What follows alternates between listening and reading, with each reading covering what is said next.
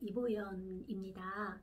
상담을 하다 보면 어머님들이 아이에게 가르쳐 준 것도 아닌데 아이가 엄마의 행동을 똑같이 따라해서 깜짝 놀랄 때가 있다고 이렇게 말씀하실 때가 있어요. 예를 들면 이제 아기 동생이 이제 우유병을 빨다가 이렇게 우유병을 이렇게 탁 던졌어요.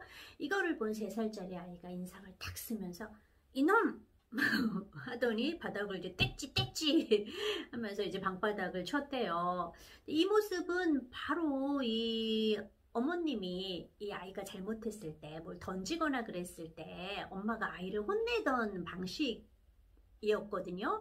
이제 그 모습을 볼 때 좀 무안하기도 하고 깜짝 놀라기도 했다, 이런 말씀 전해주신 어머님 생각이 나요.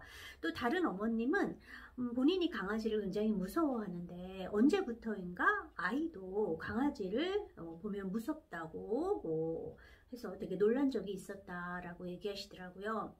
어머님은 어릴 적 강아지한테 물린 적이 있어서 이제 강아지를 키우거나 강아지에게 가까이 간 적도 없는데 아이가 자기와 똑같이 강아지를 무서워하는 거를 보고 어머, 이런 것도 닮나? 뭐 유전적으로 물려받나? 이런 생각 드셨다고 하세요. 아이들이 이렇게 부모님의 행동을 따라하는 것은 바로 사회적 참조하기 때문인데요.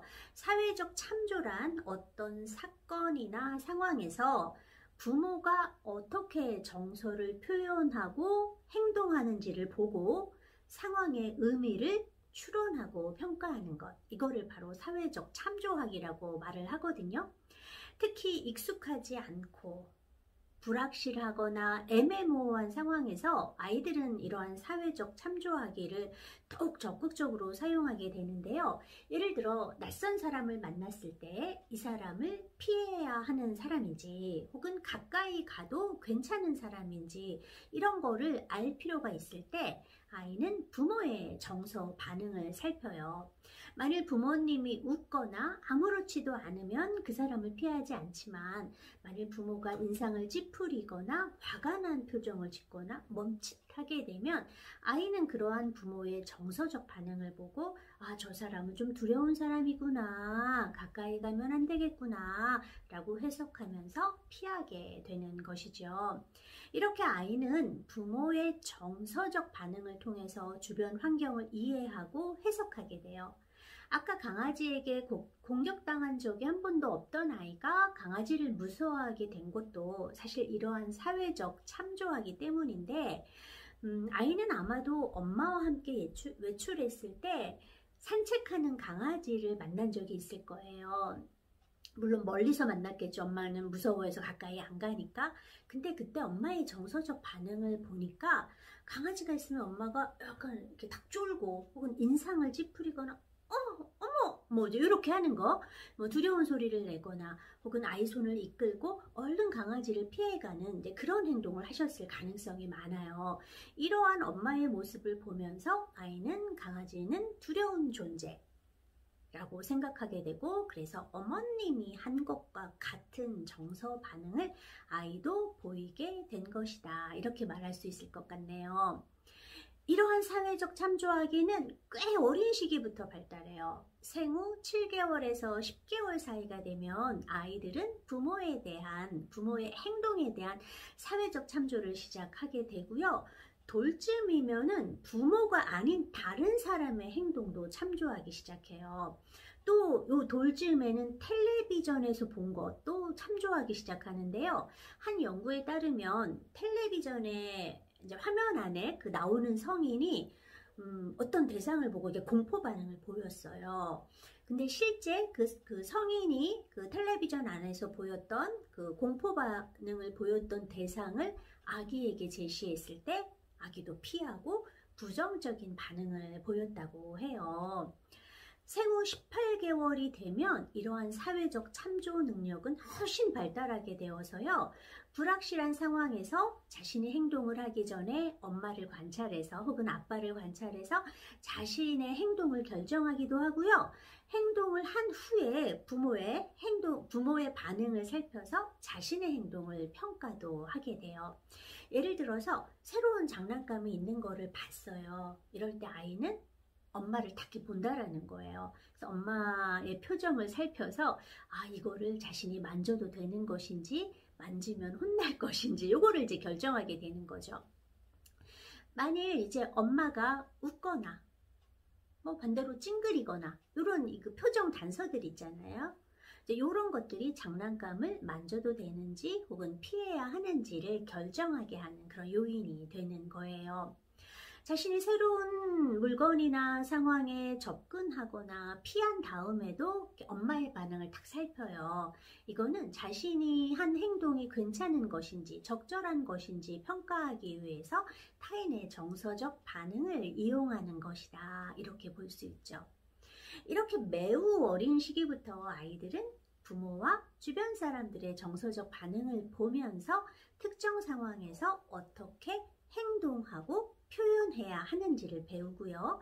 상황의 의미를 해석하는 것을 배우게 됩니다. 자신이 실수했을 때 엄마가 소리 지르면 야! 이놈! 하고 소리치는 모습을 본 아이는 그와 비슷한 상황에 처하거나 목격했을 때 엄마가 했던 방식으로 정서를 표현하게 되고요. 아빠가 낯선 사람들을 경계하고 불편해하는 모습을 보였다면 아이도 이후 낯선 사람에 대한 두려움을 갖게 되는 것이지요. 이처럼 사회적 참조하기는 아이의 정서 그리고 사회성 발달에 매우 큰 영향을 미치는 것이에요. 그래서 잘만 사용하면 아이의 정서적 이해를 촉진하고 올바른 정서 표현을 배우게 할 수 있고요. 사회적 규칙이나 규범, 기본 예절, 그리고 자기조절 능력 이런 거 기르는데도 아주 큰 도움이 되는 거라고 할 수 있어요. 자, 이게 도움이 될 수 있게 하기 위해서 부모님이 하셔야 할 것 간단히 정리를 해보자면, 자, 첫 번째, 얼굴 표정을 적절하고 분명하게 사용하셔야 합니다. 아이들은 부모의 얼굴 표정을 보고 상황 단서를 이해를 해요. 부모님이 막 애매모호한 표정, 무표정 같은 거 짓고 있으면 아이들은 저게 좋다는 거야, 싫다는 거야, 해도 된다라는 거야, 하면 안 된다라는 거야, 되게 헷갈리잖아요. 그래서 부모님은 어떤 것이 좋고 어떤 것이 싫은 것인지, 어떤 것은 해도 되고 어떤 것은 하면 안 되는 것인지 얼굴 표정을 분명하게 사용해서 알려주세요. 자, 두 번째는 얼굴 표정과 함께 목소리 그리고 몸짓, 바디랭귀지가 일치해야 합니다. 엄마가 웃고는 있는데 몸이 딱 경직되어 있고 목소리가 막 떨려요. 이거 되게 무섭잖아요. 이런 모습을 보게 되면 아이는 굉장히 혼란스럽게 될 수 있어요. 또 아이가 하지 말아야 될 상황에서 엄마가 웃으면서 그거 하지 마 이렇게 말해도 아이 되게 헷갈려요. 아이가 하면 안 되는 상황에서는 부모님은 단호한 목소리, 진지한 얼굴 표정을 하는 것들이 필요해요.